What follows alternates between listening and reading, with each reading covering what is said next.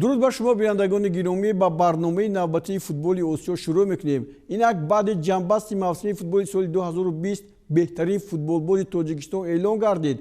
با این منصب نیمی میادگری دسته ایسرافشان و تیم منتخب تاجیکستان ایلهام باروتوف شایسته دانسته شد. در این برابر با او احسان پنجشنبه از دسته استقلال و فتولوف از خوجند مدعی بودند. ایلهام باروتوف نه تنها بهترین بازیگر بلکه بهترین نشانزن موسم فوتبال سال 2020 تاجیکستان باشد. در این باره در نشر نوبتی برنامه‌مون مفصل معلومات خواهیم داد. میگذاریم با بازی‌های تجربوی دوستانه که دو دسته منتخب کشورمون نورسان 16 ساله و جوان 19 ساله که دوام یک هفته در ورزشگاه مرکزی شهر دوشنبه با دسته منتخب جمهوری اسلامی ایران برگزار کردند. موضوع اساسی بحث امروزی برنامه‌مون نیز همین خواهد بود. پیش از همه نورسان 16 ساله مملکت در وخوری نخستین با همتایانشان از ایران وارد میدان شدند. دسته که مهمان خود را یک سال پیش با نتیجه 3-6 مغلوب کرده بود، این نوبت برتری را با فوتبالبازان آن کشور داد و با مغلوبیت روبرو شد. با دسته‌های منتخب ایران در همه سن و سال گذراندن بازی‌های تجربوی دوستانه خیلی برای دسته منتخب تاجیکستان مفید است، زیرا دسته اساسی منتخب ایران در رده‌بندی جهانی در زینه 29 قرار دارد و روزی میرسد که این بازیگرانی که در میدان هستند شرف این دسته را حمایت میکنند و در ترکیبش پیدا میشوند. فوتبالبازان دسته منتخب ایران با یک هجوم خیلی زیبایشان در دقیقه 14 توسط گل امیر ابراهیم زاده حساب را باز کردند که ما و شما تکرارا می‌بینیم. خط دفاع دسته منتخب تاجیکستان با خطاگی را داد و بعد برخورد دو مرتبه با تیر دروازه توپ راه دروازه را پیدا کرد و حساب باز شد. امید بار دیگر این حالت را. اما در حقیقت دسته منتخب تاجیکستان نبودن علی جان عینی، خسرو طاهرов، محمد وارث سیدعلیев، رحمتشاه رحمتزاده، مجاوید شاویسدینов بر اعلی حس میشد. آن امیدی که ما با این دسته داشتیم و در رفت مسابقات تقریبا 3 سال اخیر با کامیابی‌های بسیار هم نظررس نائل میشد، با وقتی ما خوب بازی کردن نتوانست. شاید این 5 نفر بودند که فوتبالبازان ما نتوانستند در دقیقه 20 ضربه علی اکبری رنجبر را برگردانند و حساب 2-0 شد. بعدا فوتبالبازان ما از دقیقه 23 توانستند که با یک بازیگر زیاد در میدان هنرنمایی کنند، ولی این هم کار نداد. امروز طوله فوتبالبازان دسته منتخب ایران بلندی کرده بود و آنها خیلی خوب هم بازی میکردند. در یک مورد در نیمه دوم فوتبالبازان دسته منتخب تاجیکستان هجوم خیلی عالی هم تشکیل کردند و ما توانستیم یک توپ را به ثمر رسانیم. این همون گلی هست که در دقیقه 58 بیژن نشانباززاده به هدف رسانید و حساب را تغییر داد. اگر با گمان ما اگر این بازی باز همین گونه جریان میگرفت، ما یک نفر بازیگری زیاد رو به نفع خود انجام میدادیم، اما این طور نشد. خطاها بر اعلی اینجا نمودار میشدند و فوتبالبازان دسته منتخب ایران باشند هرچند در خط محافظت نشسته بودند، ولی توانستند که در دقیقه 77 توسط ضربه محمد رضای کوشکی باز یک گل سوم را به دروازه ما زدند و طبعی هم گفتم که مخلصان و هم بازیگران را باز هم بشکنند. طب شکسته که شد بازی دیگر مجرای خود را گم میکند و همین هم بود و فوتبالبازان دسته منتخب ایران با گل یادگاری رستمی در دقیقه 83 توپ چهارم را به نشان رسانیدند و همه امید آرزوهای ما را برباد دادند. دسته که در حقیقت بازی زیبا نشان میداد، امروز در نزد هنرنمایی بازیگران دسته منتخب ایران تماما خود را نشان داده نتوانست و طوری من گفتم این نبودن بازیگرانی بود که در حقیقت دسته امروز به میدان نآمده بودند. بعضیشان از سبب جراحی کردن و بعضی دیگرشان برای بعضی حالت‌هایی که ما و شما از آن بیخبر هستیم. یک هجوم دیگری فوتبالبازان ما قریب بود با گل انجام یابد. بعد عوض شدن چند بازیگر کمی هم باشد بازیگران ما توانستند که هجوم‌های خود را تشکیل ташкил диҳанд, вале гол задан ба онҳо муяссар намешуд ва аз тарафи дигар дарвозабони наве ки дар ин бозӣ ба майдон омада буд аз ҷониби футболбозони дастаи мунтахаби Эрон бисёр моҳирона бозӣ кард ва Масеҳ Муродӣ пеши зарбаҳои футболбозони моро баргаронд. Агар не бубинед инҷо ҳам як зарбаи дигари мо ба сутуни дарвоза бархӯрд ва ин метавонист бо гол анҷом ёбад, аммо ин тавр нашуд. Чизе ки мо мехостем имрӯз дидан бу нақшаву чизои тактикиро бачаҳо иҷро карда натонистанд. хай бозии рафиқона аст, барое ки мо хитом чӣ хеле ки медонем рӯи ҳамин касалӣ бачаҳо камтар ҳамо сатҳе ки доштанд ҳамон сатҳ камтар поён фуромадагианд. خب زیاده از یک ساعت ما در مقابل دستای حریف 10 نفره بازی کردید و یکم نقشه‌های دیگر نبود که به طرز اون بازی کنید و حداقل حساب رو تغییر دهید. ҳамо ҳаракат кардем, нақшҳоро амалиш кардем. Хеле агар шумо дида бошед, мо бо як ҳамлагар сар карда будем. Баъд ду ҳамлагар, вақте ки ҳариф 10 каса монд, мо дуюм ҳамлагарро ба майдон даровардем. Лекин ӯ чизе ки ман мехостум, ӯ чиза иҷро карда натонистам. در پیش یک بازی دیگر از چی نقشه دارید برای این بازی؟ خب خطاگی‌هایی که ما امروز کردیم، حرکت میکنیم، خطاگی‌ها رو با بچه‌ها نشون میدیم، یک جای میشینیم، تحلیل می‌نماییم و خطاگی‌هایی که کردن و حرکت می‌کنیم در بازی دوم و خطاگی‌هایی که امروز بود در دوم بازی همین خطاگی‌ها رو تکرار نکنیم. بازی خیلی خوبی بود، ما 2-0 جلو بودیم و از اون طرف متاسفانه یکی از بازیکنانمون اخراج شد به هر دلیلی. ما تمام بازی رو فکر می‌کنم حدود 1 ساعت و ربع بازی رو ما 10 نفره بازی کردیم. مجبور شدیم اینجوری بازی کنیم تا بتونیم تو بازی بمونیم. خوشبختانه بچه‌ها تونستن 10 نفره 3 تا گل 2 تا گل دیگه بزنن و ما 4-1 تقریبا بازی رو ببریم. تیم تاجیکستان تیم فوق‌العاده‌ایه. ما یه بار باشون اینجا باخته بودیم و این بازی رو ما بدهکار بودیم به تاجیکستان که اینجا ببریم و اومدیم بردیم که ان شاءالله بازی بعد یه بازی منطقی تر باشه تا بتونیم یه بازی باشه که بتونیم خودمون رو برای بازی اصلی آماده کنیم. امیدوارم هم تیم تاجیکستان هم ما به جام جهانی راه پیدا کنیم. албатта машқҳои таҷрибавӣ паҳлӯҳои мусбиву манфии дастаро ошкор мекунанд. аз ин рӯ барои шогирдони Айдин Турдиев то 3 рӯзи дигар имкон буд ки аз бозии худ ба хулоса оянд ва дар баробари ҳарифи пурқуввату кордидаи худ бозии дигареро анҷом диҳанд. баръакси Наврасон, ҳунарнамоии ҷавони кишвар дар баробари дастаи 19-солаҳои Эрон хеле хубудиданӣ буд. онҳо дастури мураббиашонро дар амал татбиқ карда ба пирӯзӣ сазовор гардиданд. лаҳзаҳои ин бозиро мебинем. нисбат ба дастаи мунтахаби Наврасон, дастаи мунтахаби ҷавони кишвар ки дар бозиҳои кафа маҳз аз дастаи мунтахаби Эрон мағлуб шуда буд ва ин даста зинаи сеюмро ба худ ихтисос дода буд, беҳтар бозӣ карданд. ин ҳам натиҷааш он аст ки дар ҳайати дастаи мунтахаби Тоҷикистон бисёр бозигарони таҷрибадор зиёд буданд. бозигароне ки дар ҷоми ҷаҳон бозӣ мекарданду дараҷаи бозиашон нисбат ба ҳариф баландтар буд ва ба ин нигоҳ накарда дар қисми аввали вохӯрӣ футболбозони мо натавонистанд ба кушодани ҳисоб муваффақ шаванд, балки футболбозони дастаи мунтахаби Эрон дар як маврид дар нимаи дуюм бо голи Алии Субҳонӣ ҳисобро боз карданд. ин ба кайфияти бозии бачаҳои мо таъсир нарасонд. баръакс бозии мо ҳам боз ҳам муҷаллотар шуд ва футболбозони мо пай дар хати пеш буданд ва дар натиҷаи вайрон кардани қоида аз ҷониби Муҳаммадҷаводи Киё ҳам корти зард инҷо шуд ва ҳам зарбаи пеналти таъин шуд ва инҷо тавре мебинем дар ҳақиқат қоидаи бозӣ вайрон шуда буд ва футболбози мо Абдулмумин Забиров ҳисобро баробар кард. дақиқаи 73 вохӯрӣ аст ва инҷо Шаҳром Самиев дар ин бозӣ хеле дурахшид ва бозиаш хуб буду ба таъриф арзанда.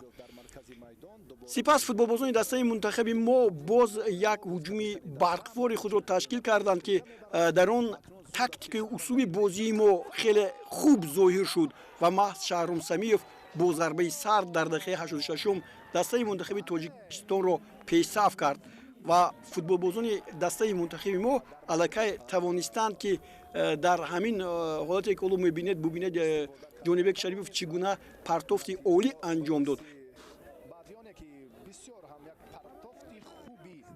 Хороший соперник, спарринг,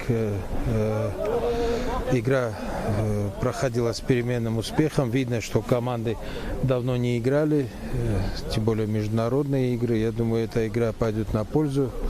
Вот. Ну, что сказать по нашим ребятам. Проявили характер, проигрывая с таким соперником сложным. Проявили характер, вырвали игру. Многое, конечно, не получилось в этой игре, не получалось. Те задумки по стандартам, по переходу из обороны в атаку. Ну, работы очень много в тактическом плане. Ну, на следующей игре мы, наверное, скорее всего, будем проверять тех ребят, которые у нас еще есть, которые не вышли сегодня. Вот, надо всех проверить, посмотреть, в каком они состоянии. من مدت کوتاهیه که سرمربیگری تیم ملی جوانان رو به عهده گرفتم و این نفرات که الان شما دارید میبینید خب یه تعدادشون تغییر کردن نسبت به قبل و یه مقدار نیاز داریم که اینا با هم هماهنگ بشن و روزهای آینده انشالله شما بازی بهتری از تیم ها میبینید و امروز هم بچه‌های ما تا دقیقه 70 بازی فکر میکنم خیلی خوب بازی کردن و میتونستیم برنده بازی باشیم اما خب دیگه 20 دقیقه آخر فکر کنم خوب نبودیم. خب بازی آینده چگونه صورت میگیرد بنا؟ فکر میکنم که خب دو تا تیم نسبت به هم شناخت پیدا کردن و میتونه بازی بهتری باشه و جذابتر باشه. امیدوارم که اون بازی بتونیم شایستگی خودمون رو بهتر نشون بدیم. این پیروزی نه تنها فوتبالبازان بلکه مخلصان رو نیز روبلند کرد. با امید غلبه در وخوری دوم دسته منتخب 16 ساله تاجیکستان بار دیگر با فوتبالبازان جمهوری اسلامی ایران با ورزشگاه مرکزی جمهوریوی شهر دوشنبه برآمد. از بازی اول دیده این نوبت نورسان خوبتر هنرنمایی کردند ولی نتیجهش باخت دوم با حساب 1-0 بود. بازی دیگری دسته منتخب تاجیکستان نورسان تاجیکستان با دسته منتخب ایران این نوبت تغییرات در بازی بود. زیرا طوری گفتیم در حیاتی دسته هم تغییرات بود ولی باز فوتبالبازان دسته منتخب ایران از آن ناقصی هایی که در بازی های پیشین داشتند به خلاص آمدند و اینجا هم کوشش میکردند که با دروازه دسته منتخب تاجیکستان گل بیشتر هم زنند. اینجا همین پرتافت خیلی عالی از جانب بازیگران دسته منتخب ایران امیری ابراهیم زاده را پیدا کرد و این بازیگر در دقیقه 29 حساب را باز کرد. دروازه دسته منتخب تاجیکستان را باز کرد. هرچند از دیگر زاویه وقتی که به این حالت نگاه کردیم حالت غیر بازی به نظرم بود اما داوران اینجا شاید ندیدند و یا خود هنگام پرتافت خیلی حالت خوب بود که فوتبالبازان دسته منتخب ایران اون گلی که زدن به این نوبت گرفته شد. خب بعداً فوتبالبازان دسته منتخب ایران باز ضربه های خیلی زیاد زدند ولی بعد به میدان آمدن یک قطار بازیگران از جمله طرز من به شما گفتم مجاوید شویسودینوف اینچنین مهربان کریموف عزیزبک دلیف اسدبک جوربک زاده بازی فوتبالبازان ما خیلی زیاد به شد و ما حالت‌های خوبی گلزنی رو هم به وجود آوردیم ولی باز بارش برف در این روز برای فوتبالبازان ما شاید کمی هم باشد خلال رساند ولی دروازه‌بان ما امروز دیگر بود. سهراب خوجا یوسفوف بود که خیلی ماهرانه توپ دروازه رو حمایت کرد و نگذاشت که توپ وارد دروازه ما گردد. خسرو طاهرов هم به میدان آمد و ما دیدیم که چگونه درجه فنی این بازیگران بهتر است و ما چندین لحظه های خوبی گلزنی گرفتن توپ را از نزد پای فوتبالبازان ایران دیدیم. Ну, готовились нормально, все условия были хорошие, готовились плодотворно. Ребята ждали этих игр, потому что они давно не играли в международные игры, поэтому они чуть с этого русла вышли, с этого уверенности они где-то потеряли вот этот уровень, который у них был, они чуть отпустились. Поэтому то, что вот эти две игры мы сыграли, это для нас очень большой опыт. Мы будем делать анализ, свои ошибки, где мы ошиблись, где сыграли плохо. То, что погода была хорошая, то, что футбольно, то, что в конце пошло снег, но это нам не помешало, было все отлично.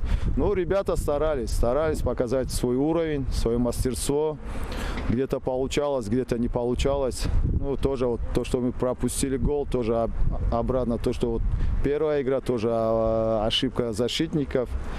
Вроде мы объясняли им, показывали все. Ну, вроде бы поняли, но опять эти же ошибки и привели к голу. сармураббии дастаи мунтахаби Тоҷикистон Мубин Эргашев дар бозии дуввум ҳайятро тағйир дод. Озодбек Панҷиев ва Рустам Соиров ба майдон наомаданд, аммо сифати бозии футболбозон тағйир наёфт. Шаҳром Самиев ва Ислом Зоиров ангуштнамо буданд. дар ҳама минтақаҳои майдон футболбозони мо хеле хуб бозӣ мекарданд. бозии онҳо дилчаспу гуворо буд. баъди он ки дастаи мунтахаби ҷавонони 19-солаи Эрон аз дастаи мунтахаби Тоҷикистон дар бозии аввал шикаст хӯрд, расонаҳои хабарии Эрон зери интиқол гирифтанд ки чӣ гуна метавонем мо дар ин бозиҳое ки якзамон Тоҷикистонро дар соли 2019 бо ҳисоби 1-0 мағлуб карда будем, ҳамин тариқ аз ин даста шикаст хӯрем. барои ҳамин ҳам дар бозии дуввум сармураббӣ ин даста бозингарони худро иваз кард ва дар майдон бозии баробар ба чашм расид. ҳарчанд дар нимаи аввали бозӣ футболбозони дастаи мунтахаби Эрон ба бартарӣ соҳӣ буданд, вале футболбозони мо дар ин ҳолате ки мебинем бисёр ҳам хавфнок бозӣ мекунанд бозингарони дастаи мунтахаби Тоҷикистон, вале аз он ҳамлагарон хуб истифода намебаранд. ҳуҷуми дигари дастаи мунтахаби Эрон инҷо бо задани гол анҷом меёбад. боз бубинед ин гуна лаҳза дар бозии наврасон ҳам буд, баъди бархӯрдани тӯб ба тили дарвоза ва баъдан ба дарвоза. инҷо ҳам ҳамин гуна аст. мо ҳамлагаронро аз назари худ берун кардем.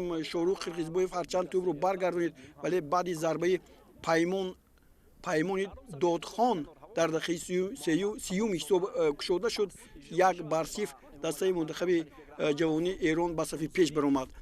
аммо ин голи ғалатие ки мо дар иҷрои Ислом Зоиров дидем, ин бисёр ҳам зебое буд ки касро мафтун мекард.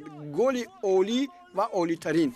дар ҳақиқат ҳамин тавр ҳам ҳаст. Ислом Зоиров яке аз бозингарони хеле хуби дастаи мунтахаби наврасони Тоҷикистон буд ки дар ҷоми ҷаҳон ҳам иштирок кардааст ва бозингароне ки дар майдон ҳастанд, инҳо ҳама аз ҳамонҷо таҷриба доранд аз ҷоми ҷаҳони соли гузашта ва мо ба онҳо ҳам умед доштем ки дар ин вохӯрӣ ҳисобро баробар мекунанд ва баробар ҳам шуд. боз дигар ҳолатҳои голзанӣ барои футболбозони мо буд, аммо мо онро истифода набурдем. дастаҳо бо ҳисоби 1-1 бозиро мусовӣ анҷом доданд ва инҷо қоидавайронкуниро мебинем ки дар ҳамин вохӯрӣ рух дода буд. аммо барф ва ҳавои сард ба бозии ҷавонони Тоҷикистону Эрон таъсири худро гузошт ва футболбозони дастаи мунтахаби мо аз ин ду вохӯрии дӯстонае ки бо дастаи мунтахаби Эрон доштанд бисёр манфиати хуб бардоштанд. барои мо маълум шуд ки дастаи мунтахаби ҷавони Тоҷикистон метавонад дар бозиҳои финалии ҷоми Осиё ки соли оянда баргузор мешавад хуб ҳунарнамоӣ кунад. جا داره که از مهمان نوازی تاجیکستان من تشکر کنم. اول خیلی ممنونیم ازشون و راجع به بازی بگم. با توجه به که امروز هوای سردی رو ما داشتیم، بازی خوبی رو شاهد بودیم. تو نیمه اول، توی نیم ساعت اول بچهای ما 2-3 تا موقعیت خیلی خوب داشتن که 2 تاش به تیر دروازه خورد. میتونستیم به گل‌های بیشتر برسیم، نشد. خب روی فکر میکنم یه هنر فردی شماره 10 تیم تاجیکستان گل مساوی رو ما دریافت کردیم. تو نیمه دوم بازی پایاپای و نزدیک رو شاهد بودیم. ما یه موقعیت تک به تک رو از دست دادیم. یه چند تا موقعیت هم هر دو تا تیم بیشتر بچهای ما سوار بازی بودن و میتونستیم بازی رو برنده از میدون خارج بشیم. بازی خوبی بود برای هر دو تا تیم. امیدوارم برای آینده خیلی مفید باشه و یه درخواستم از کنفدراسیون آسیا دارم. با توجه به که خب جام جهانی لغو شده، امیدوارم که بازی آسیایی برگزار بشه. حیف این نسل جوونه که خیلی امید دارن به آینده و فوتبال.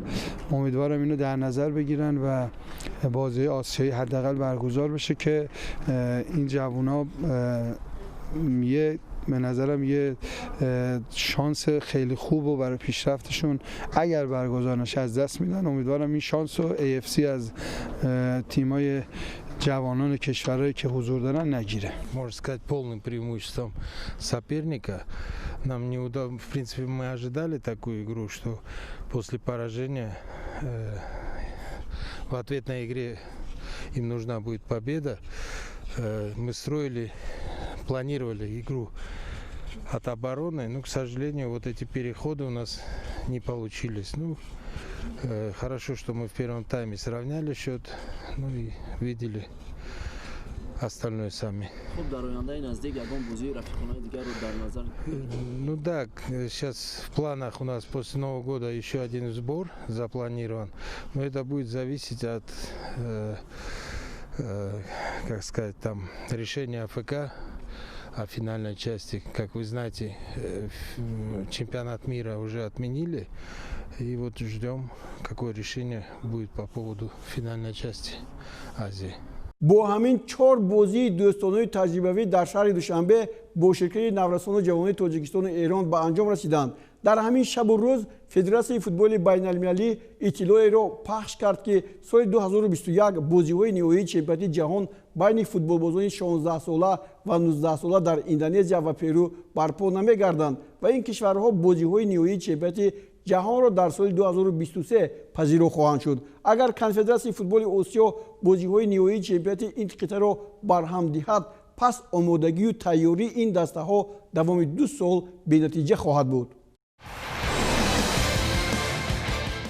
اکنون دوستان گرامی میگذاریم با آزمون برنامه‌مون. با سرپرستی ویگا فارم و مرهم پردیفن آزمون پیشگویی از شما توفه از ما ادامه می‌یابد. نتیجه بازی‌های هفته گذشته حالا منظور شماست و می‌توانید جواب‌های خود را مقایسه کنید. غالب را ما برای گرفتن توفه هفته آینده به استودیو دعوت می‌کنیم. اکنون در هفته نو نتیجه بازی‌های زیرا پیشگویی کنید.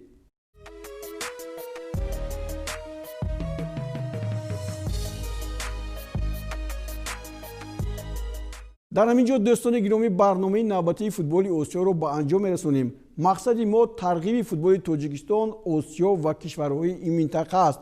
باقی صحتمندی پیروزی شما آرزوی ماست. خیر تا بازدید. تا برنامه‌های نوبتی ما خود را احتیاط کنید.